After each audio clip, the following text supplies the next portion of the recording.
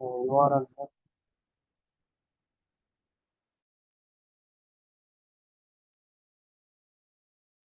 Hello, ನಮಸ್ಕಾರ ನಾವು ವಿದ್ಯಾರ್ಥಿಗಳೇ. ಆಡಿದ್ದು ನಮಸ್ಕಾರ ವಿದ್ಯಾರ್ಥಿಗಳೇ, ನಮಸ್ಕಾರ ಶಿಕ್ಷಕರೇ ಹಾಗೂ ಶಾಲಾ ವ್ಯವಸ್ಥಾಪಕರೇ. ತಮ್ಮೆಲ್ಲರಿಗೂ ಕೂಡ ವಿದ್ಯಾಶಕ್ತಿಯ ವಿಜ್ಞಾನದ ತರಗತಿಗೆ ಆತ್ಮೀಯವಾಗಿರುವಂತಹ ಸ್ವಾಗತ.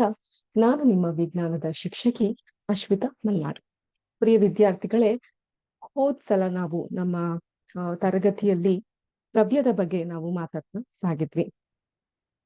ಆದ್ರೆ ಆ ಸಂದರ್ಭದಲ್ಲಿ ಕೆಲವೊಂದು ತಾಂತ್ರಿಕ ದೋಷದಿಂದ ನಮ್ಮ ಆಡಿಯೋ ಅಷ್ಟೊಂದು ಕ್ಲಿಯರ್ ಆಗಿ ಇಲ್ದೇ ಇರುವಂತಹ ಕಾರಣ ವಿ ಹ್ಯಾವ್ ಟು ರಿಪೀಟ್ ಅದೇ ಹಳೆಯ ಕ್ಲಾಸ್ನ ಮತ್ತೆ ಪುನರ್ವರ್ತಿಸ್ಬೇಕು.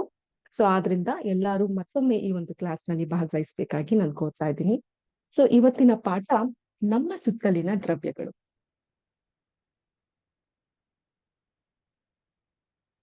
ನಮ್ಮ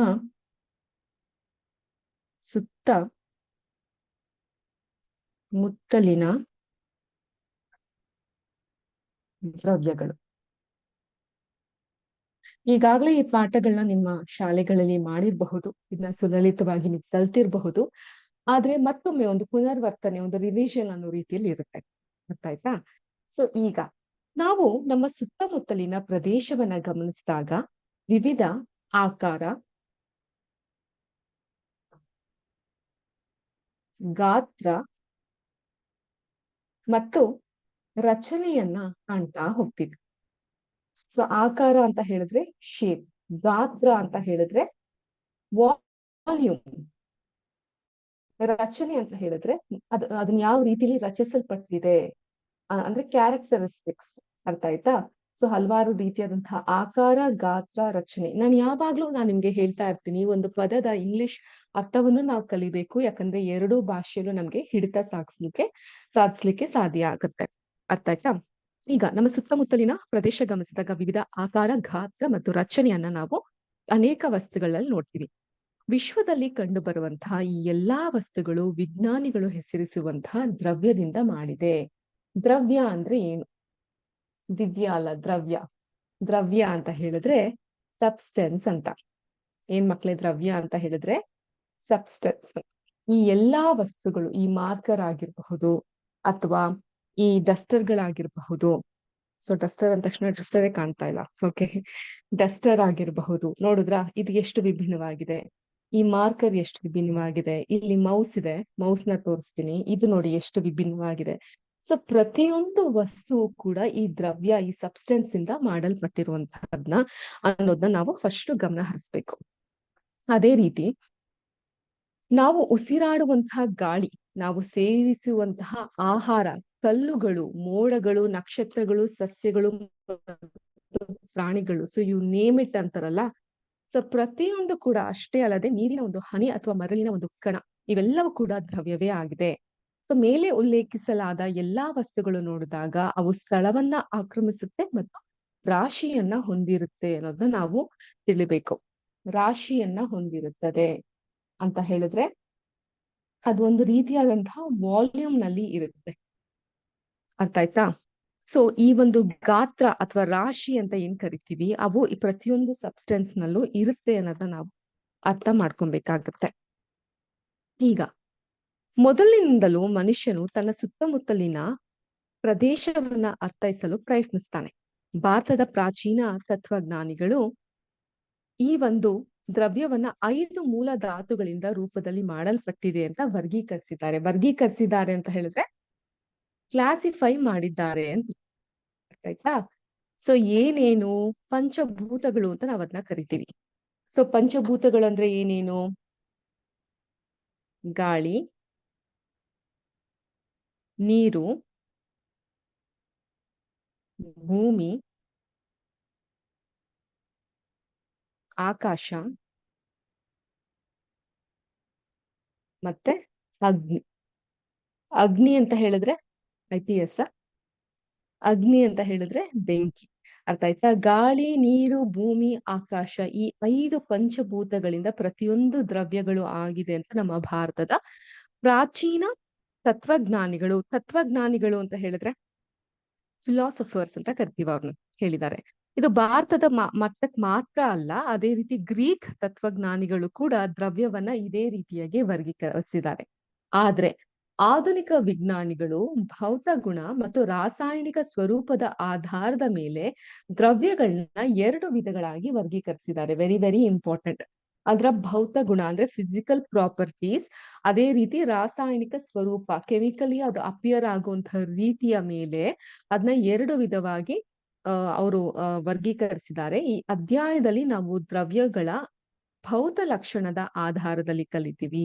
ಅಂದ್ರೆ ಫಿಸಿಕಲಿ ಅದು ಯಾವ ರೀತಿ ಅಪಿಯರ್ ಆಗುತ್ತೆ ಅನ್ನೋದ್ರ ಬಗ್ಗೆ ಕಲಿತೀವಿ. ದ್ರವ್ಯದ ರಾಸಾಯನಿಕ ಅಂಶಗಳನ್ನ ಮುಂದಿನ ಅಧ್ಯಾಯಗಳಲ್ಲಿ ನಾವು ಕಲಿತಾ ಹೋಗೋಣ. ಸದ್ಯಕ್ಕೆ ಭೌತ ರೂಪದಲ್ಲಿ ಈ ದ್ರವ್ಯಗಳು ಯಾವ ರೀತಿ ಬರುತ್ತೆ ಅನ್ನೋದನ್ನ ಇವತ್ತಿನ ಪಾಠದಲ್ಲಿ ನಾವು ಕಲಿತಾ ಹೋಗೋಣ. ತಿಳಿತಾ?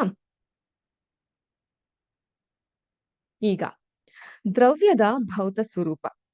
ಸೊ ದ್ರವ್ಯದ ಭೌತ ಸ್ವರೂಪದಲ್ಲಿ ಬಂದಾಗ ನಾವು ಫಸ್ಟ್ ಅರ್ಥ ಮಾಡ್ಕೊಬೇಕಾಗಿರೋದು ಏನು ಅಂತ ಹೇಳಿದ್ರೆ, ದ್ರವ್ಯವು ಕಣಗಳಿಂದ ಮಾಡಲ್ಪಟ್ಟಿದೆ. ದ್ರವ್ಯವು ಈ ಕಣಗಳಿಂದ ಮಾಡಲ್ಪಟ್ಟಿದೆ. ಕಣಗಳು ಅಂತ ಹೇಳಿದ್ರೆ ಚಿಕ್ಕ ಚಿಕ್ಕ ಕಣಗಳು ಅಂತ ಕರಿತೀವಿ ನಾವು. ಸೊ ಒಂದು ಚಿಕ್ಕ ಪುಟ್ಟ ಕಣಗಳಿಂದ ಈ ದ್ರವ್ಯಗಳು ಮಾಡಲ್ಪಟ್ಟಿದೆ. ಸೊ ದೀರ್ಘಕಾಲದಿಂದನೂ ದ್ರವ್ಯದ ಸ್ವರೂಪದ ಬಗ್ಗೆ ವಿರೋಧದ ಮಾತುಗಳು ಯಾವಾಗ್ಲೂ ನಡೀತಾನೆ ಇತ್ತು. ಅಂದ್ರೆ 2 ತರದ ವಿಚಾರಧಾರೆಗಳು ಇದರಿಂದ ಸ್ಕೂಲ್ ಆಫ್ ಥಾಟ್ಸ್ ಅಂತ ಕರಿತೀವಿ. ಒಂದು ವಿಚಾರಧಾರೆಯು ದ್ರವ್ಯವು ಮರದ ತುಂಡಿನ ರೀತಿಯಲ್ಲಿ ನಿರಂತರವಾಗಿ ಇರುತ್ತದೆ ಅಂತ ನಂಬಿತ್ತು. ಈಗ ಒಂದು ಮರದ ತುಂಡನ್ನ ನೀವು ಗಮನಿಸಿ, ಹೀಗಿದ್ರೆ ಅದ್ರ ಸುತ್ತ ಈ ತರ ಪದರಗಳನ್ನ ನಾವು ಕಾಣ್ತಾ ಹೋಗ್ಬೋದು ಅಲ್ವಾ?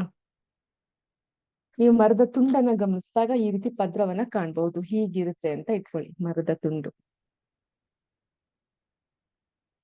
ಅದ್ರ ಮೇಲ್ಭಾಗವನ್ನ ಗಮನಿಸಿ, ಈ ರೀತಿ ಪದ್ರವನ್ನ ನೀವು ಕಾಣ್ತಾ ಹೋಗ್ಬಹುದು ಅದ್ರಲ್ಲಿ, ಅಲ್ವಾ? ಸೊ ಈ ದ್ರವ್ಯದ ಕಣಗಳು ಏನಿರುತ್ತೆ ಅವು ಮರದ ತುಂಡಿನ ಹಾಗೆ ನಿರಂತರವಾಗಿರುತ್ತೆ ಅಂತ. ಇನ್ನೊಂದ್ ಕಡೆ ಹೇಳುತ್ತೆ, ಇನ್ನೊಂದು ವಿಚಾರಧಾರೆಯು ದ್ರವ್ಯವು ಮರಳಿನಂತಹ ಕಣಗಳಿಂದ ಮಾಡಲ್ಪಟ್ಟಿದೆ ಅಂತ. ಈಗ ದ್ರವ್ಯದ ಸ್ವರೂಪವು ನಿರಂತರವಾಗಿ ಇದೆಯೋ ಅಥವಾ ಕಣಗಳ ರೀತಿಯಲ್ಲಿ ಇದೆಯೋ ಅನ್ನೋದು ಚಟುವಟಿಕೆ ಮಾಡುವ ಮೂಲಕ ನಾವು ತಿಳ್ಕೊಡ್ತಾ ಹೋಗೋಣ. ಸೊ ಎಲ್ಲರೂ ರೆಡಿ ಆಗಿದ್ದೀರಾ ಒಂದು ಚಟುವಟಿಕೆಗೆ? ನಿಮ್ಮ ಟೆಕ್ಸ್ಟ್ ಬುಕ್ ನ ಓಪನ್ ಮಾಡಿ ಪೇಜ್ ನಂಬರ್ 2 ನಲ್ಲಿ ನಿಮ್ಗೆ ಈ ಚಟುವಟಿಕೆ ಕಾಣುತ್ತೆ. ಅದನ್ನ ನಾನು ಓದ್ತೀನಿ. ಒಂದು 100 ml ನ ಬೀಕರ್ ನ ತೆಗೆದುಕೊಳ್ಳಿ. ಬೀಕರ್ ಅಂತ ಹೇಳಿದ್ರೆ ಟೆಕ್ಸ್ಟ್ ಬುಕ್ ಅಲ್ಲಿ ಆಲ್ರೆಡಿ ಕಾಣ್ತಾ ಇರುತ್ತೆ, ಈ ರೀತಿಯಾಗಿರುತ್ತೆ. ನಿಮ್ಮ ವಿಜ್ಞಾನದ ಲ್ಯಾಬೊರೇಟರಿಯಲ್ಲಿ ಇಟ್ಟಿರ್ತಾರೆ, ನೀವು ಅಲ್ಲಿ ಗಮನಿಸಬಹುದು. 100 ml ನ ಬೀಕರ್ ನ ತೆಗೆದುಕೊಳ್ಳಿ. ಬೀಕರ್ ನಲ್ಲಿ ಅರ್ಧದಷ್ಟು ನೀರನ್ನ ತುಂಬಿ ಮತ್ತು ನೀರಿನ ಮಟ್ಟವನ್ನ ಗುರ್ತಿಟ್ಕೊಳ್ಳಿ. ಅರ್ಧದಷ್ಟು ಮಾತ್ರ ನೀರನ್ನ ತುಂಬಿ ಆ ನೀರಿನ ಮಟ್ಟವನ್ನ ಗುರ್ತಿಟ್ಕೊಳ್ಳಿ. ಗಾಜಿನ ಕಡ್ಡಿಯ ಸಹಾಯದಿಂದ ಸ್ವಲ್ಪ ಉಪ್ಪು ಅಥವಾ ಸಕ್ಕರೆಯನ್ನ ವಿಲೀನಗೊಳಿಸಿ ಅಂದ್ರೆ ಡಿಸಾಲ್ವ್ ಮಾಡಿ. ವಿಲೀನ ಅಂದ್ರೆ ಡಿಸಾಲ್ವ್ ಮಾಡೋದು, ಕರಗಿಸೋದು. ಅರ್ಥ ಆಯ್ತಾ? ನೀರಿನ ಮಟ್ಟದಲ್ಲಿ ಏನಾದ್ರೂ ಬದಲಾವಣೆ ಕಂಡು ಬಂದಿದೆಯಾ ಅಂತ ಗಮನಿಸಿ. ಉಪ್ಪು ಅಥವಾ ಸಕ್ಕರೆ ನೀರಿಗೆ ಸೇರಿದಾಗ ಏನಾಯ್ತು ಅಂತ ಯೋಚಿಸಿ. ಉಪ್ಪು ಸಕ್ಕರೆ ಎಲ್ಲಿ ಮಾಯ ಆಯ್ತು? ನಾವು ಸಾಮಾನ್ಯವಾಗಿ ಗಮನಿಸಿರ್ತೀವಿ, ಉಪ್ಪು ಸಕ್ಕರೆ ಹಾಕಿದಾಗ ನೀರಿನಲ್ಲಿ ಕರಗ್ ಹೋಗಿರುತ್ತೆ ಅಲ್ವಾ? ಈ ಎಲ್ಲಾ ಪ್ರಶ್ನೆಗಳಿಗೆ ಉತ್ತರಿಸಲು ನಾವು ದ್ರವ್ಯಗಳು ಕಣಗಳಿಂದ ಮಾಡಲ್ಪಟ್ಟಿದೆ ಅಂತ ಕಲ್ಪಿಸ್ಕೊಳ್ಬೇಕಾಗತ್ತೆ. ಈ ರೀತಿ ನಿರಂತರವಾಗಿದೆ ಅಂತ ಅಲ್ಲ, ಅದು ಕಣಗಳಿಂದ ಮಾಡಲ್ಪಟ್ಟಿದೆ ಅಂತ ಕಲ್ಪಿಸ್ಕೊಬೇಕಾಗತ್ತೆ. ಉಪ್ಪು ಅಥವಾ ಸಕ್ಕರೆ ಈಗ ಅದು ನೀರಿನ ತುಂಬಾ ಹರಡಿಕೊಂಡಿದೆ. ಇದನ್ನ ನಾವು ಈ ಒಂದು ನಿಮ್ಮ ಟೆಕ್ಸ್ಟ್ ಬುಕ್ ನಲ್ಲಿರುವಂತಹ ಚಿತ್ರದಲ್ಲಿ ಕಾಣಬಹುದು. ಅದೇ ರೀತಿ ನೀವು ಕೂಡ ಮನೆಯಲ್ಲೇ ಈ ಒಂದು ಎಕ್ಸ್ಪೆರಿಮೆಂಟ್ ನ ಮಾಡಬಹುದು.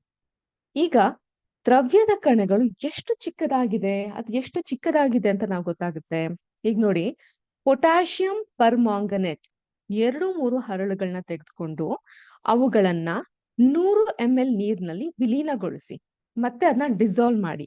ಅದರಿಂದ ಸುಮಾರು 10 ml ನಷ್ಟು ದ್ರಾವಣ ತೆಗೆದುಕೊಂಡು 90 ml ನೀರಿರುವ ಇನ್ನೊಂದು ಬೀಕರ್ಗೆ ಹಾಕಿ. ಅದರಿಂದ ಸುಮಾರು 10 ml ನಷ್ಟು ದ್ರಾವಣ ತೆಗೆದುಕೊಂಡು 90 ml ನೀರಿರುವ ಮತ್ತೊಂದು ಬೀಕರ್ಗೆ ಹಾಕಿ. ಇದೇ ರೀತಿ 5ರಿಂದ 8 ಬಾರಿ ದ್ರಾವಣವನ್ನ ಸಾರಯುಕ್ತಗೊಳಿಸಿ. ಈಗಲೂ ನೀರಿನ ಬಣ್ಣ ಒಂದೇ ರೀತಿ ಇದೆಯಾ? ಖಂಡಿತ ಇಲ್ಲ, ನೀರಿನ ಬಣ್ಣ ಬದಲಾಗಿರುತ್ತೆ.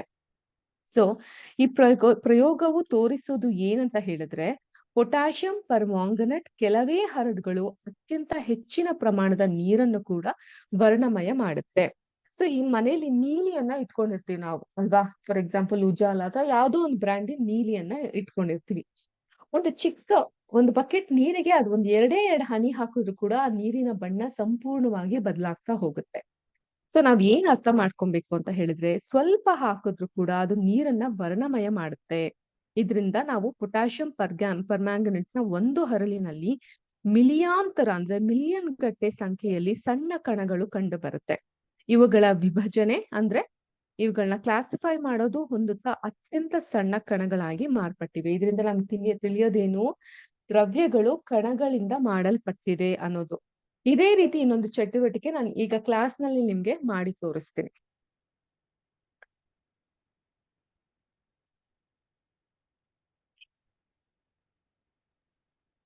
ಈಗ ನಾನಿಲ್ಲಿ ಒಂದು ಬೌಲ್ ಅನ್ನ ತೆಗೆದುಕೊಂಡಿದ್ದೀನಿ. ಬೌಲ್ ತುಂಬಾ ನೀರಿರೋದು ಕಾಣಬಹುದು. ನಾನು ಬರೀ ಇಷ್ಟು ಮಾತ್ರ, ಅರ್ಧ ಭಾಗದಷ್ಟು ಮಾತ್ರ ನೀರನ್ನ ಹಾಕಿದ್ದೀನಿ ಬೌಲ್ಗೆ. ಈಗ ಇದಕ್ಕೆ ನಾನು ಒಂದು ಒಂದು 2 ml ಗಿಂತ ಜಾಸ್ತಿ ಡೆಟಾಲ್ ಅನ್ನ ತೆಗೆದುಕೊಂಡಿದ್ದೀನಿ. ಏನಿದು ಡೆಟಾಲ್ ಕಾಣ್ತಾ ಉಂಟಾ ನಿಮ್ಗೆ? ಡೆಟಾಲ್ ಅನ್ನ ತೆಗೆದುಕೊಂಡಿದ್ದೀನಿ. ಸೊ ಇದು ಬೌಲ್ ನಲ್ಲಿ ನೀರಿದೆ. ಇದಕ್ಕೆ ಡೆಟಾಲ್ ನಾನು ಸೇರಿಸ್ತೀನಿ. ನೀವು ಗಮನಿಸಬಹುದು ಏನಾಗುತ್ತೆ ಅಂತ. ಕಾಣ್ತಾ ಉಂಟಾ ಮಕ್ಳೇ? ಹೇಗೆ ಆ ಡೆಟಾಲ್ ನೀರಿನೊಂದಿಗೆ ಹೇಗೆ ವಿಲೀನ ಆಗ್ತಾ ಇದೆ ಅನ್ನೋದು ಕಾಣ್ತಾ ಉಂಟಾ ನಿಮ್ಗೆ? ಈಗ ನೀರಿಗೆ ಯಾವುದೇ ಬಣ್ಣ ಇರಲಿ ಅಲ್ವಾ, ಕಲರ್ ಯಾವುದೇ ಇರಲ್ಲ, ಆದ್ರೆ ಒಂದು ಚೂರು ಡೆಟಾಲ್ ಹಾಕಿದ ತಕ್ಷಣ ನೀರು ಲೈಟ್ ಆಗಿ ಬಿಳಿಯ ಬಣ್ಣಕ್ಕೆ ತಿರುಗ್ತಾ ಇದೆ. ಆ ಡೆಟಾಲ್ ಅನ್ನೋದು ಸಂಪೂರ್ಣವಾಗಿ ನೀರಿನ ಜೊತೆ ಹರಡ್ತಾ ಇದೆ. ಇದು ನಿಮ್ಗೆ ಕಾಣಬಹುದು. ಅದು ಮೂವ್ಮೆಂಟ್ ಆಗ್ತಾ ಇರೋದು ಕಾಣ್ತಾ ಇದೆ ಅಂತ ನಾನು ಭಾವಿಸ್ತೀನಿ.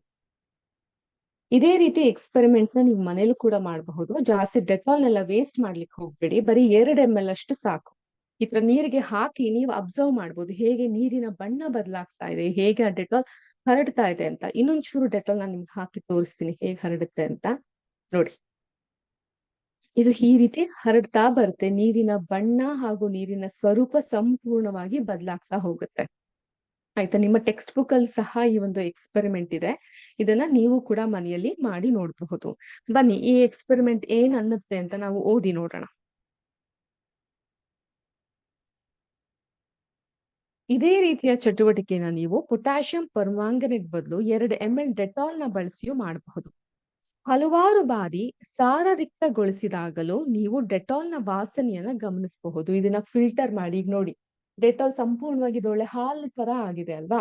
ಸೊ ನೀರು ಹೇಗೆ ಹಾಲಿನ ಬಣ್ಣಕ್ಕೆ ತಿರುಗಿಸು ಅಂದ್ರೆ ಸಂಪೂರ್ಣವಾಗಿ ಆ ಡೆಟಾಲ್ ನೀರು ಎಷ್ಟು ತೆಗೆದುಕೊಂಡಿದ್ದೆ ನಾನು?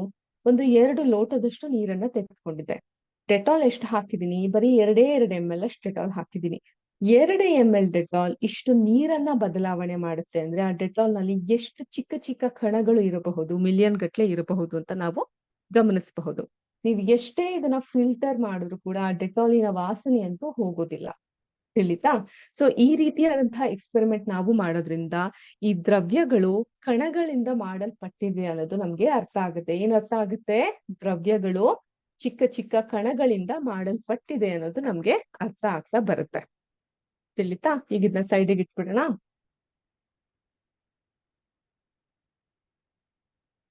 ಈಗ ಮುಂದೆ ದ್ರವ್ಯ ಕಣಗಳಿಂದ ಮಾಡಲ್ಪಟ್ಟಿದೆ ಅನ್ನೋದು ಗೊತ್ತಾಯ್ತು. ಈಗ ದ್ರವ್ಯ ಕಣಗಳ ಗುಣಗಳ ಬಗ್ಗೆ ತಿಳ್ಕೊಂತಾ ಹೋಗೋಣ. ದ್ರವ್ಯ ಕಣಗಳ ಗುಣಗಳು ಏನೇನು ಅಂತ ನಾವು ತಿಳ್ಕೊಂತಾ ಹೋಗೋಣ. ನೋಡಿ, ದ್ರವ್ಯದ ಕಣಗಳ ಮಧ್ಯೆ ಖಾಲಿ ಸ್ಥಳಾವಕಾಶ ಕಂಡು ಬರುತ್ತೆ. ಸೊ ಅವಾಗ ಏನು? ಈಗ 2 ಚಟುವಟಿಕೆನ ಗಮನಿಸಿದಾಗ ಸಕ್ಕರೆ, ಉಪ್ಪು, ಡೆಟಾಲ್ ಅಥವಾ ಪೊಟ್ಯಾಷಿಯಂ ಪರ್ಮಾಂಗನೇಟ್ ಇವುಗಳಲ್ಲಿ ನೀರಿನಲ್ಲಿ ಸಮರೂಪವಾಗಿ ಹರಡ್ಕೊಂಡಿದೆ ಅಂದ್ರೆ ಈಕ್ವಲ್ ಆಗಿ ಡಿಸ್ಟ್ರಿಬ್ಯೂಟ್ ಆಗಿದೆ. ಅದೇ ರೀತಿ ನಾವು ಕಾಫಿ, ಚಹಾ ಅಥವಾ ನಿಂಬೆಹಣ್ಣಿನ ಪಾನಕ ತಯಾರಿಸುವಾಗ ಒಂದು ಬಗೆಯ ದ್ರವ್ಯದ ಕಣಗಳು ಇನ್ನೊಂದು ದ್ರವ್ಯದ ಕಣಗಳ ನಡುವಿನ ಅವಕಾಶಗಳಲ್ಲಿ ಸೇರಿಕೊಳ್ಳುತ್ತೆ. ಉದಾಹರಣೆಗೆ, ಈಗ ಒಂದ್ ಕಡೆ ಹಾಲಿಗೆ ಕಾಫಿ ಪುಡಿಯನ್ನ ಸೇರಿಸಿದಾಗ ಏನಾಗುತ್ತೆ, ಅಥವಾ ಕಾಫಿ ಡಿಕಾಕ್ಷನ್ ನ ಹಾಕಿದಾಗ ಏನಾಗುತ್ತೆ, ಅದು ಕಾಫಿ ಆಗಿ ಪರಿವರ್ತನೆಗೊಳ್ಳುತ್ತೆ. ಸೊ ಈ ಹಾಲಿನ ಕಣಗಳ ಸ್ಥಳಾವಕಾಶಕ್ಕೆ ಈ ಕಾಫಿ ಬಂದು ಸೇರ್ತು ಅಂತ ಅರ್ಥ ಅಲ್ವಾ? ಹ್ಮ್ ಇದರಿಂದ ದ್ರವ್ಯದ ಕಣಗಳ ಮಧ್ಯೆ ಸಾಕಷ್ಟು ಸ್ಥಳ ಅವಕಾಶ ಕಂಡು ಬರುತ್ತೆ ಅಂತ ನಾವು ತಿಳಿಬಹುದು. ಒಂದು ಎರಡನೇದು, ದ್ರವ್ಯದ ಕಣಗಳು ನಿರಂತರವಾಗಿ ಚಲನೆಯಲ್ಲಿರುತ್ತೆ. ಒಂದು, ಅವುಗಳ ಮಧ್ಯೆ ಸ್ಥಳಾವಕಾಶಗಳಿರುತ್ತೆ. ಇನ್ನೊಂದು, ಅದು ನಿರಂತರವಾಗಿ ಚಲನೆಯಲ್ಲಿ ಇರುತ್ತೆ. ಈಗ ನಿಮ್ಮ ತರಗತಿಯ ಕೋಣೆಯ ಒಂದು ಮೂಲೆಯಲ್ಲಿ ಹೊತ್ತಿಸಲಾದ ಅಗರಬತ್ತಿ ಅಥವಾ ಧೂಪದ ಕಡ್ಡಿಯನ್ನ ಅದರ ವಾಸನೆಯ ಗ್ರಹಿಸಲು ನೀವು ಎಷ್ಟು ಹತ್ರ ಹೋಗ್ಬೇಕು? ಈಗ ಒಂದ್ ಕಡೆ ನಾನು ಸುಮ್ನೆ ಇದನ್ನ ಒಂದು ಧೂಪದ ಕಡ್ಡಿ ಅಥವಾ ಸಾಂಬ್ರಾಣಿ ಕಡ್ಡಿ ಅಂತ ಅಸ್ಯೂಮ್ ಮಾಡ್ಕೊಳ್ಳಿ. ಇದನ್ನ ನಾನು ಸುಮ್ನೆ ಇಲ್ಲಿ ಇಟ್ಟಿದ್ರೆ ಎಂತ ಆಗುತ್ತೆ? ಅದ್ರ ಹತ್ರ ಬಂದಾಗ ಮಾತ್ರ ನಮ್ಗೆ ಅದ್ರ ವಾಸನೆ ಗೊತ್ತಾಗುತ್ತೆ. ಅದೇ ನಾನು ಇದನ್ನ ಹೊತ್ತಿಸಿ ಇಟ್ರೆ, ಕಡ್ಡಿ ಆಡ್ಸಿ ಇಟ್ರೆ ಏನಾಗುತ್ತೆ? ಅದ್ರ ವಾಸನೆ ಘಮ ಎಲ್ಲ ಹರಡ್ತಾ ಬರುತ್ತೆ.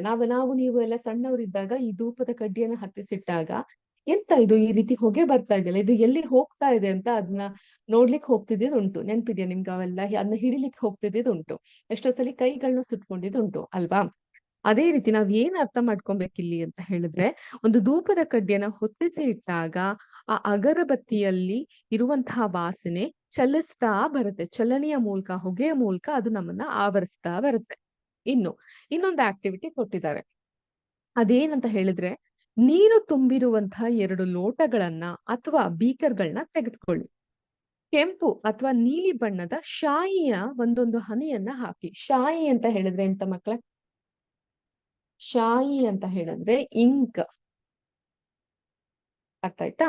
ಇಂಕ್ ಹಾಕಿ. ಈಗ ಎಚ್ಚರಿಕೆಯಿಂದ ಮೊದಲ ಬೀಕರಿನ ಒಳ ಅಂಚಿನ ಮೂಲಕ ಹಾಕಿ ಮತ್ತು ಎರಡನೆಯ ಬೀಕರಿಗೆ ಅದೇ ರೀತಿಯಲ್ಲಿ ಜೇನಿನ ಹನಿಯನ್ನ ಹಾಕಿ. ಸೊ ಒಂದು ಬೀಕರ್ಗೆ ನಾನು ಇಂಕ್ ಅನ್ನ ಹಾಕಿ ಇನ್ನೊಂದು ಬೀಕರ್ಗೆ ಜೇನಿನ ಹನಿಯನ್ನ ಹಾಕಿದ್ರೆ ಏನಾಗುತ್ತೆ? ಈ ಇಂಕ್ ಹನಿ ಅನ್ನೋದು ಅದು ಹೆಂಗಿದೆ? ಅದು ತುಂಬಾ ತೆಳುವಾಗಿರುತ್ತೆ ಅಲ್ವಾ? ತೆಳುವಾದ ಲಿಕ್ವಿಡ್ ಅದು ನೀಟಾಗಿ ಸ್ಪ್ರೆಡ್ ಆಗುತ್ತೆ. ಅದೇ ಜೇನು ಗಟ್ಟಿ ಇರುತ್ತೆ, ಅದು ಸ್ಪ್ರೆಡ್ ಆಗ್ಲಿಕ್ಕೆ ಬಹಳ ಸಮಯವನ್ನ ತೆಗೆದುಕೊಳ್ಳುತ್ತೆ. ಅರ್ಥ ಆಯ್ತಾ? ಈ ಚಟುವಟಿಕೆಗಳನ್ನ ನೀವು ಮಾಡಬಹುದು, ಮನೆಯಲ್ಲೇ ಮಾಡಬಹುದು. ಆದ್ರೆ ಎಂತ ಸಹ ವೇಸ್ಟ್ ಮಾಡ್ಲಿಕ್ಕೆ ಹೋಗ್ಬೇಡಿ ಅಷ್ಟೇ. ಇನ್ನು ಬಿಸಿಯಾದ ಮತ್ತು ತಣ್ಣಗಿನ ನೀರನ್ನ 2 ಗಾಜಿನ ಲೋಟಗಳಲ್ಲಿ ಇಟ್ಟು ತಾಮ್ರದ ಸಲ್ಫೇಟ್ ಅಥವಾ ಪೊಟ್ಯಾಷಿಯಂ ಪರ್ಮಾಂಗನೇಟ್ ಹರಳುಗಳನ್ನ ಹಾಕಿ ದ್ರಾವಣವನ್ನ ಕಲಕಬೇಡಿ. ಹರಳುಗಳು ತಲ ಸೇರುವವರೆಗೂ ಕೂಡ ಹಾಗೆಯೇ ಬಿಡಿ.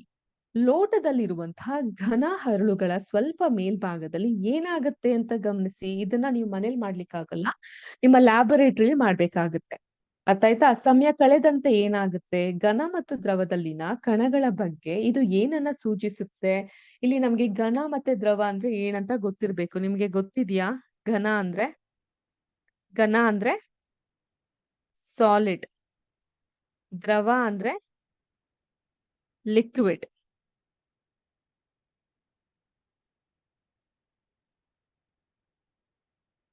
ಅರ್ಥ ಆಯ್ತಾ?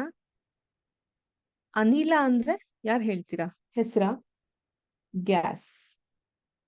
ಅದೇ ರೀತಿ ಇನ್ನೊಂದಿದೆ, ಈಗ ಸದ್ಯಕ್ಕೆ ನಿಮ್ಗಿಲ್ಲ, ಆದ್ರೆ ಮುಂದಿನ ತರಗತಿಯಲ್ಲಿ ಖಂಡಿತ ಇರುತ್ತೆ.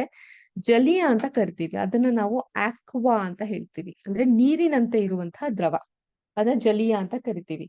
ಘನ, ದ್ರವ, ಅನಿಲ, ಜಲೀಯ, ಈ ಹೆಸರುಗಳೆಲ್ಲ ನಿಮ್ಗೆ ನೆನ್ಪಿರ್ಬೇಕು. ಓಕೆ. ಈಗ ನಾವ್ ಏನ್ ಮಾತಾಡ್ತಾ ಇದ್ವಿ? ಹಾ, ಎಕ್ಸ್ಪೆರಿಮೆಂಟ್ ಬಗ್ಗೆ ಮಾತಾಡ್ತಾ ಇದ್ವಿ. ಒಂದು ಶಾಯಿಗೆ ಇಂಕ್ ಅನ್ನ ಹಾಕ್ತಿವಿ, ಒಂದು ಬೀಕರ್ಗೆ ಇಂಕ್ ಅನ್ನ ಹಾಕ್ತಿವಿ, ಇನ್ನೊಂದು ಬೀಕರ್ಗೆ ಹನಿಯನ್ನ ಹಾಕ್ತಿವಿ. ಅದೇನಾಗುತ್ತೆ? ಅದೇ ರೀತಿ ಬಿಸಿ ಮತ್ತೆ ತಣ್ಣಗಿರೋ ನೀರೊಳಗೆ ಹಾಕಿದ್ರೆ ಏನಾಗುತ್ತೆ ಅಂತ. ಸೊ ಇದರಿಂದ ನಾವ್ ಏನ್ ಅರ್ಥ ಮಾಡ್ಕೊಳ್ತೀವಿ? ದ್ರವ್ಯದ ಕಣಗಳು ನಿರಂತರವಾಗಿ ಚಲಿಸುತ್ತಾ ಇರುತ್ತೆ, ಅಂದ್ರೆ ಕಣಗಳು ಚಲನಾಶಕ್ತಿ ಹೊಂದಿರುತ್ತೆ ಅಂತ ಗೊತ್ತಾಗುತ್ತೆ. ಜೊತೆಗೆ ತಾಪ ಹೆಚ್ಚಿದಂತೆ ಕಣಗಳು ವೇಗವಾಗಿ ಚಲಿಸುತ್ತೆ. ಒಂದು, ಕಣಗಳ ಗುಣಗಳು ಏನ್ ಅರ್ಥ ಆಗ್ತಾ ಇದೆ ನಮ್ಗೆ? ಅವು ಚಲನೆಯಲ್ಲಿರುತ್ತೆ, ಹಾಗೂ ತಾಪ ಹೆಚ್ಚಿದಾಗ ಅದರ ಚಲನೆಯ ವೇಗ ಹೆಚ್ಚಾಗ್ತಾ ಬರುತ್ತೆ. ಅರ್ಥ ಆಯ್ತಾ? ಸೊ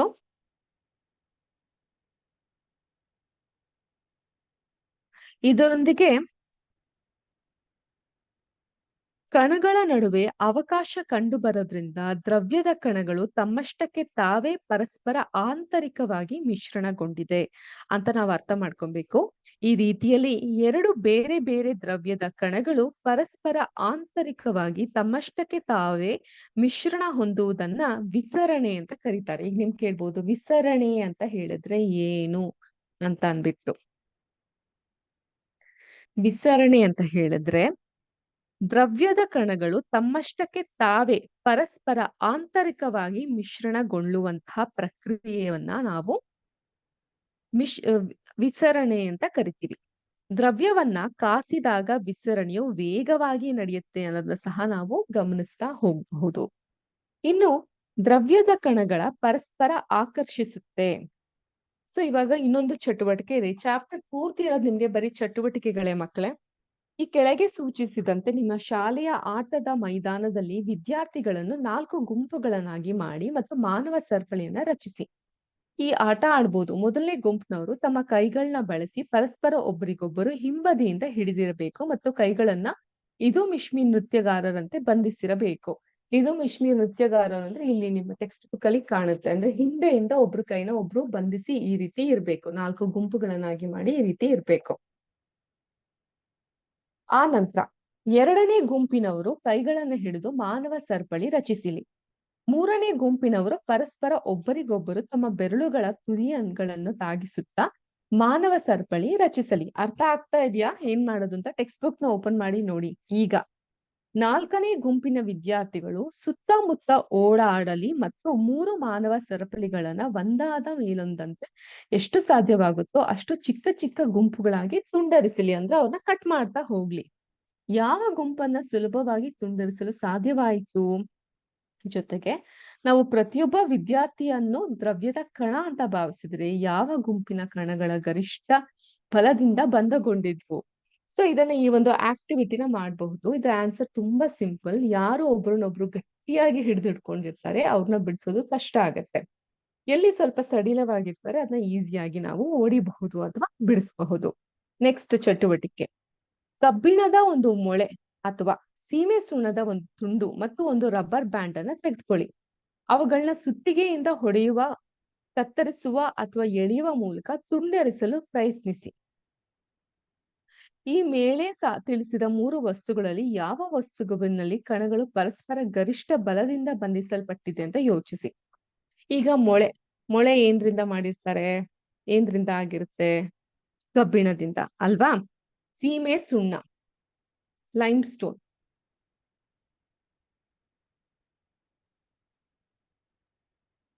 ಮತ್ತು ರಬ್ಬರ್ ಬ್ಯಾಂಡ್.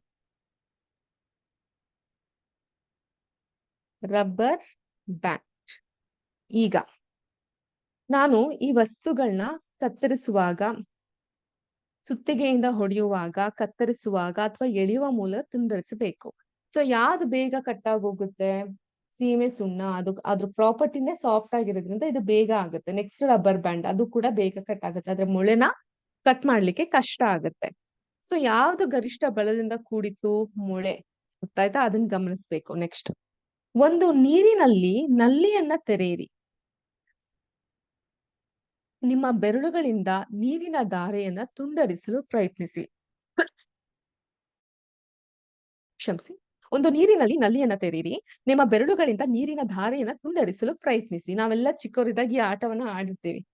ಇದನ್ನ ನೀವು ನಲ್ಲಿ ಅಂತ ಅನ್ಕೊಂಡ್ರೆ ಇದರಿಂದ ನೀರು ಹರಿತಾ ಇರುತ್ತೆ ಅಂತ ಇಟ್ಕೊಳ್ಳಿ. ಆ ನೀರನ್ನ ತುಂಡರಿಸಿ ಹಿಂಗ್ ಹಿಡಿದು ಆಟ ಆಡ್ತಿದ್ವಲ್ಲ ಆ ರೀತಿ ತುಂಡರಿಸಕ್ಕೆ ಪ್ರಯತ್ನಿಸಿ. ನಿಮಗೆ ನೀರಿನ ಧಾರೆಯನ್ನ ತುಂಡರಿಸಲು ಸಾಧ್ಯವಾಯಿತೆ? ನೀರಿನ ಧಾರೆಯು ಹಾಗೆಯೇ ಪ್ರವಹಿಸಲು ಕಾರಣವೇನಿರಬಹುದು? ನೀವು ಇದನ್ನ ಹಳೆಯ ಕ್ಲಾಸ್ಗಳಲ್ಲೇ ನೆನ್ಪಿಡ್ತೀರಾ. ಇಲ್ಲಿರುವಂತಹ ನೀರನ್ನ ನಾವೇನಂತ ಕರಿತೀವಿ? ಏನಂತ ಕರಿತೀವಿ ಮಕ್ಕಳ? ಪ್ರಚನ ಶಕ್ತಿ. ಅದೇ ನೀರ್ ಹರ್ಕೊಂಡ್ ಬಂದ್ ಕೆಳಗಡೆ ಬಿದ್ದಾಗ ಅದ್ ಏನಾಗುತ್ತೆ? ಚಲನೆಯಲ್ಲಿದೆ. ಅದನ್ನ ಏನಂತ ಕರಿತೀವಿ? ಚಲನ ಶಕ್ತಿ. ಸೊ ಇದನ್ನ ಏನಂತ ಕರಿತೀವಿ? ಪ್ರಚನ ಶಕ್ತಿ ಅಂದ್ರೆ ಪೊಟೆನ್ಶಿಯಲ್ ಕೈನೆಟಿಕ್ ಎನರ್ಜಿ. ಚಲನ ಶಕ್ತಿ ಅಂದ್ರೆ ಪೊಟೆನ್ಶಿಯಲ್ ಎನರ್ಜಿ. ಆ ರೀತಿಯಲ್ಲಿ ಇರುತ್ತೆ. ಸೊ ಈ ಮೇಲಿನ 3 ಚಟುವಟಿಕೆಗಳು ತಿಳಿಸುವುದೇನಂತ ಹೇಳಿದ್ರೆ ದ್ರವ್ಯದ ಕಣಗಳ ನಡುವೆ ಬಲವೂ ಇದ್ದದ್ದು ಕಂಡು ಬರುತ್ತೆ ಅಂತ ತಿಳಿಸುತ್ತೆ. ಸೊ ಬಲ ಇರುತ್ತೆ. ಅದನ್ನ ನೀವು ಕೈ ಹಿಡಿದು ಆಡುವಂತಹ ಆಟದಲ್ಲಿ ಗಮನಿಸಬಹುದು. ಈ ಬಲವು ಕಣಗಳನ್ನ ಪರಸ್ಪರ ಜೊತೆಯಲ್ಲಿ ಇರುವಂತೆ ಮಾಡಿದೆ. ಬಲದ ಈ ಆಕರ್ಷಣಾ ಸಾಮರ್ಥ್ಯವು ಬೇರೆ ಬೇರೆ ದ್ರವ್ಯಗಳಿಗೆ ಬೇರೆ ಬೇರೆ ಆಗಿರುತ್ತೆ. ಅದನ್ನ ಈ ಒಂದು ಚಟುವಟಿಕೆಯಲ್ಲಿ ನಾವು ಗಮನಿಸಬಹುದು. ಈ ಮೊಳೆಯಲ್ಲಿ ಆ ಬಲ ಜಾಸ್ತಿ ಇರುತ್ತೆ. ಸೀಮೆ ಸುಣ್ಣದಲ್ಲಿ ಕಮ್ಮಿ ಇರುತ್ತೆ. ರಬ್ಬರ್ ಬ್ಯಾಂಡ್ ಅಲ್ಲಿ ಒಂದು ಮಧ್ಯಮ ರೀತಿಯಲ್ಲಿ ಇರುತ್ತೆ. ಅರ್ಥ ಆಯ್ತಾ? ಸೊ ಈ ರೀತಿ ಚಟುವಟಿಕೆ ನಾವು ಮಾಡೋದ್ರಿಂದ ನಿಮ್ಗೆ ಈಸಿ ಆಗಿ ಇಲ್ಲಿನ ಕಾನ್ಸೆಪ್ಟ್ಗಳು ನಿಮ್ ತಲೆಗೆ ಹೋಗುತ್ತೆ, ಅದು ನೀವು ಮರಿಲಿಕ್ಕೂ ಸಾಧ್ಯ ಆಗಲ್ಲ. ಈಗ ಪ್ರಶ್ನೆಗಳು. ಈ ಕೆಳಗಿನ ಯಾವುವು ದ್ರವ್ಯಗಳಾಗಿವೆ ನಂಗೆ ಹೇಳ್ತೀರಾ? ಕುರ್ಚಿ, ಗಾಳಿ, ಪ್ರೀತಿ, ವಾಸನೆ, ದ್ವೇಷ, ಬಾದಾಮಿಗಳು, ಆಲೋಚನೆ, ತಂಪು, ತಂಪು ಪಾನೀಯ, ಸೌಂದರ್ಯವರ್ಧಕದ ವಾಸನೆ. ಸೊ ಈ ಪ್ರಶ್ನೆಗೆ ಉತ್ತರವನ್ನ ನೀವು ನೆಕ್ಸ್ಟ್ ಕ್ಲಾಸ್ ಅಲ್ಲಿ ತಪ್ಪದೇ ಹೇಳ್ಬೇಕಾಗತ್ತೆ. ಅದೇ ರೀತಿ ಈ ಕೆಳಗಿನ ವೀಕ್ಷಣೆಗೆ ಕಾರಣ ಕೊಡಿ. ನಿಮ್ಗೆ ಬಹಳ ದೂರದಿಂದಲೇ ಬಿಸಿ ಆಹಾರದ ವಾಸನೆ ತಿಳಿಯುತ್ತದೆ. ಆದ್ರೆ ತಂಪಾದ ಆಹಾರದ ವಾಸನೆಯನ್ನ ತಿಳಿಯಲು ನೀವು ಆಹಾರದ ಹತ್ತಿರ ಹೋಗ್ಬೇಕು. ಯಾಕೆ? ಇದು ಸೇಮ್ ಊದ್ಗಡ್ಡೆಯನ್ನ ಹತ್ತಿಸಿದ್ವಲ್ಲ ಅದೇ ರೀತಿ. ಬಿಸಿಯಾಗಿದ್ದಾಗ ಆ ಒಂದು ದ್ರವ್ಯದ ಚಲನಾಶಕ್ತಿ ವೇಗವಾಗಿ ಇರುತ್ತದೆ. ಅದು ದೂರದಲ್ಲಿದ್ರು ನಿಮ್ಗೆ ಗೊತ್ತಾಗುತ್ತೆ. ಅದೇ ಅದು ತಣ್ಣಗಿದ್ದಾಗ ಅದ್ರ ಹತ್ರ ನೀವು ಹೋಗ್ಬೇಕಾಗತ್ತೆ. ಈಜುಗಾರನು ಈಜುಕೊಳದಲ್ಲಿ ನೀರನ್ನ ಸೀಳಿಕೊಂಡು ಧುಮುಕುತ್ತಾನೆ. ಈ ವೀಕ್ಷಣೆಯು ದ್ರವ್ಯದ ಯಾವ ಲಕ್ಷಣವನ್ನ ತೋರಿಸುತ್ತೆ? ಸೀಳಿಕೊಂಡು ಹೋಗೋದು ಯಾವ ಲಕ್ಷಣವನ್ನ ತೋರಿಸುತ್ತೆ? ಜೊತೆಗೆ ದ್ರವ್ಯದ ಕಣಗಳ ಗುಣಲಕ್ಷಣಗಳು ಯಾವುವು? ಸೊ ಇದಿಷ್ಟು ಪ್ರಶ್ನೆಗಳನ್ನ ನಿಮ್ಗೆ ಇಲ್ಲಿ ಕೇಳಲಾಗಿದೆ. ಮುಂದಿನ ಕ್ಲಾಸ್ಗಳಲ್ಲಿ ಅದಕ್ಕೆ ಉತ್ತರವನ್ನ ಕೂಡ ನಾವು ನೋಡ್ತಾ ಸಾಗೋಣ. ಈಗ ದ್ರವ್ಯದ ಸ್ಥಿತಿಗಳ ಬಗ್ಗೆ ತಿಳ್ಕೊಳ್ಳೋಣ. ಇಲ್ಲಿವರೆಗೂ ಅರ್ಥ ಆಗಿದ್ಯಾ? ನಮ್ಮ ಸುತ್ತಮುತ್ತಲಿನ ದ್ರವ್ಯಗಳು ಏನೇನಿರುತ್ತೆ? ಈ ದ್ರವ್ಯಗಳು ಕಣಗಳಿಂದ ಮಾಡಲ್ಪಟ್ಟಿದೆ. ಈ ಕಣಗಳು ಸ್ಥಳಾವಕಾಶ ಬೇಕಾಗುತ್ತೆ ಕಣಗಳ ಗುಣಗಳ ಬಗ್ಗೆ ನಾವು ಹೇಳಿದಾಗ. ಜೊತೆಗೆ ಅದು ಇನ್ನೇನು ಒಂದಕ್ಕೊಂದು ಅಂಟಿಕೊಂಡಿರುತ್ತೆ ಹಾಗೂ ಚಲನಾಶಕ್ತಿಯನ್ನ ಹೊಂದಿರುತ್ತೆ ಕಣಗಳು. ಇವೆಲ್ಲವನ್ನ ನೀವು ಕಣಗಳ ಗುಣಗಳಲ್ಲಿ ಅರ್ಥ ಮಾಡ್ಕೊಂತ ಹೋದ್ವಿ. ಈಗ ನಾವು ದ್ರವ್ಯದ ಸ್ಥಿತಿಗಳ ಬಗ್ಗೆ ತಿಳ್ಕೊಳ್ತಾ ಹೋಗೋಣ. ಏನ್ ಬಗ್ಗೆ ತಿಳ್ಕೊಂತ ಹೋಗೋಣ? ದ್ರವ್ಯದ ಸ್ಥಿತಿಗಳ ಬಗ್ಗೆ ತಿಳ್ಕೊಂತ ಹೋಗೋಣ. ನಮ್ಮ ವಿದ್ಯಾಶಕ್ತಿಗೆ ಅಂತಾನೆ ನೀವೊಂದು ಪುಸ್ತಕವನ್ನ ಇಟ್ಕೊಂಡ್ಬಿಟ್ಟು ನಾವು ಕೇಳುವಂತಹ ಪ್ರಶ್ನೆಗಳು ಅಥವಾ ನಾವು ನಿಮ್ಗೆ ಮಾಡ್ಲಿಕ್ಕೆ ಹೇಳಿರುವಂತಹ ಚಟುವಟಿಕೆಗಳು ಇವೆಲ್ಲವನ್ನ ನೀವು ಅದರಲ್ಲಿ ನೋಟ್ ಮಾಡ್ಕೊಂತ ಬರಬಹುದು ಮಕ್ಳೇ. ಇದು 2 ವೇ ಕಮ್ಯುನಿಕೇಶನ್ ಆದಾಗ ಮಾತ್ರ ನಿಮ್ಗೆ ಇದ್ರ ಪ್ರಯೋಜನ ಸಿಗುತ್ತೆ. 1 ವೇಲಿ ಬರೀ ನಾವು ಮಾತಾಡ್ತಾ ನೀವು ಬರೀ ಕೇಳ್ತಾ ಇದ್ದಾಗ ಖಂಡಿತ ಅದು ನಿಮ್ಗೆ ಅಷ್ಟೊಂದು ಇಂಪ್ಯಾಕ್ಟ್ ಅಥವಾ ಯೂಸ್ ಅನ್ನ ತಂದು ಕೊಡೋದಿಲ್ಲ. ಅರ್ಥ ಆಯ್ತಾ? ಮತ್ ಎಲ್ಲೇ ಆಗ್ಲಿ ನಮ್ಗೆ ಸ್ವಲ್ಪ ವೇಗವಾಗಿ ಹೋಗ್ತಾ ಇದೀರಾ ಮೇಡಮ್, ಒಂದ್ ಸ್ವಲ್ಪ ನಿಧಾನವಾಗಿ ಎಕ್ಸ್ಪ್ಲೇನ್ ಮಾಡಿ ಅಂತ ನೀವು ಫೀಡ್ಬ್ಯಾಕ್ ಕೊಟ್ಟಾಗ ಖಂಡಿತ ಮಾಡಬಹುದು. ಅಥವಾ ತುಂಬಾ ನಿಧಾನ ಆಗ್ತಾ ಇದೆ, ಒಂದ್ ಸ್ವಲ್ಪ ವೇಗವನ್ನ ಇನ್ಕ್ರೀಸ್ ಮಾಡಿ ಅಂದಾಗ ಅದನ್ನು ಕೂಡ ನಾವು ನೋಡ್ಬಹುದು. ಈಗ ದ್ರವ್ಯದ ಸ್ಥಿತಿಯ ಬಗ್ಗೆ ತಿಳ್ಕೊಂತ ಹೋಗೋಣ. ನಿಮ್ಮ ಸುತ್ತಲಿರುವ ವಿವಿಧ ಬಗೆಯ ದ್ರವ್ಯಗಳನ್ನ ಗಮನಿಸಿ. ಅವುಗಳ ಸ್ಥಿತಿ ಯಾವುವು? ನಮ್ಮ ಸುತ್ತಮುತ್ತಲಿನ ದ್ರವ್ಯ ಅಂದ್ರೆ ಈಗ ನೋಡಿ ಡಸ್ಟರ್. ಇದರ ಸ್ಥಿತಿ ಯಾವುದು? ಘನ. ಈಗ ಈ ಒಂದು ನೀರು, ಇದ್ರ ಸ್ಥಿತಿ ಯಾವುದು? ದ್ರವ. ಗಾಳಿ, ಅದ್ರ ಸ್ಥಿತಿ ಯಾವುದು? ಅನಿಲ. ಈಗ ದ್ರವ್ಯವು ಅದರಲ್ಲಿನ ಕಣಗಳ ಜೋಡಣೆಯ ವ್ಯತ್ಯಾಸದಿಂದ ಈ 3 ಸ್ಥಿತಿಗಳಲ್ಲಿ ನಮ್ಗೆ ದೊರೆಯುತ್ತೆ. ನಾ ಆಗ್ಲೇ ಹೇಳ್ದಂಗೆ ಯಾವ್ದ್ಯಾವ್ದದು? ಘನ, ಸಾಲಿಡ್, ದ್ರವ, ಲಿಕ್ವಿಡ್, ಅನಿಲ, ಗ್ಯಾಸ್. ಈ 3 ಸ್ಥಿತಿಲಿ ದೊರಕುತ್ತೆ. ಇದು ನಿಮ್ಮ ಪಾಠದಲ್ಲಿ ಇಲ್ಲ, ಆದ್ರೆ ನಿಮ್ಮ ಇನ್ಫಾರ್ಮೇಶನ್ಗೆ ನೆನಪಲ್ಲಿ ಇಟ್ಕೊಳ್ಳಿ. ಜಲೀಯ ಅನ್ನೋಂತಹ ಇನ್ನೊಂದು ಸ್ಥಿತಿ ಇದೆ, ಅದನ್ನ ಆಕ್ವಾ ಅಂತ ಕರೀತಾರೆ. ಅರ್ಥ ಆಯ್ತಾ? ಈಗ ಸದ್ಯಕ್ಕೆ ನಿಮ್ಗೆ ಪಾಠದಲ್ಲಿ ಇದು ಇಲ್ಲ, ಆದ್ರೆ ನಾನ್ ನಿಮ್ಗೆ ಹೇಳ್ತಾ ಇದ್ದೀನಿ ಅಷ್ಟೇ. ಈಗ ಘನ ಸ್ಥಿತಿಯ ಬಗ್ಗೆ ನೋಡ್ತಾ ಹೋಗೋಣ. ಈ ಒಂದು ಚಟುವಟಿಕೆ ಇದೆ. ಈ ಮುಂದೆ ತಿಳಿಸಿರುವ ವಸ್ತುಗಳನ್ನ ಸಂಗ್ರಹಿಸಿ. ಪೆನ್ನು, ಪುಸ್ತಕ, ಸೂಜಿ ಮತ್ತು ಮರದ ತುಂಡು. ನಿಮ್ಮ ನೋಟ್ ಪುಸ್ತಕದಲ್ಲಿ ಪೆನ್ಸಿಲ್ ಬಳಸಿ ಪೆನ್ಸಿಲ್ ಅನ್ನ ಮೇಲೆ ಸೂಚಿಸಿದ ವಸ್ತುಗಳ ಸುತ್ತ ಚಲಿಸುತ್ತಾ ಅವುಗಳ ಆಕೃತಿಯನ್ನ ರಚಿಸಿ. ಸೊ ಈ ಪೆನ್ ಹೆಂಗಿರುತ್ತೆ, ಪುಸ್ತಕ ಹೆಂಗಿರುತ್ತೆ, ಸೂಜಿ, ಮರದ ತುಂಡು, ಅವುಗಳ ಆಕೃತಿ ರಚಿಸಿ. ಇವೆಲ್ಲವೂ ನಿರ್ದಿಷ್ಟ ಆಕಾರ, ವಿಶಿಷ್ಟವಾದಂತಹ ಗಡಿ ಅಥವಾ ಸುತ್ತಳತೆ ಮತ್ತು ಸ್ಥಿರವಾದ ಗಾತ್ರ ಹೊಂದಿದೆ.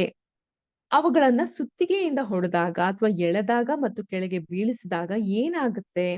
ಇವು ಪರಸ್ಪರ ವಿಸರಣೆ ಹೊಂದಲು ಸಾಧ್ಯವಿದೆಯೇ? ಬಲವನ್ನ ಉಪಯೋಗಿಸಿ ಅವುಗಳನ್ನ ಸಂಪೀಡನೆಗೊಳಿಸಲು ಪ್ರಯತ್ನಿಸಿ. ಅವುಗಳನ್ನ ಸಂಪೀಡನೆಗೊಳಿಸಲು ನಿಮ್ಗೆ ಸಾಧ್ಯವಾಯಿತಾ ಅಂತ ನೀವು ಗಮನಿಸಿ. ಈ ಮೇಲಿನ ಎಲ್ಲವೂ ಘನ ವಸ್ತುಗಳಿಗೆ ಉದಾಹರಣೆಗಳಾಗಿವೆ. ಇವೆಲ್ಲವನ್ನ ನಿರ್ದಿಷ್ಟವಾದಂತಹ ಆಕಾರ, ವಿಶಿಷ್ಟವಾದಂತಹ ಗಡಿ ಅಥವಾ ಸುತ್ತಳತೆ ಮತ್ತು ಸ್ಥಿರವಾದ ಗಾತ್ರವನ್ನ ಹೊಂದಿದೆ. ಸೊ ಘನ ಸ್ಥಿತಿ ಅಂತ ಹೇಳಿದ್ರೆ ಘನ ವಸ್ತುಗಳು ಹೇಗಿರುತ್ತೆ ಮಕ್ಕಳೇ?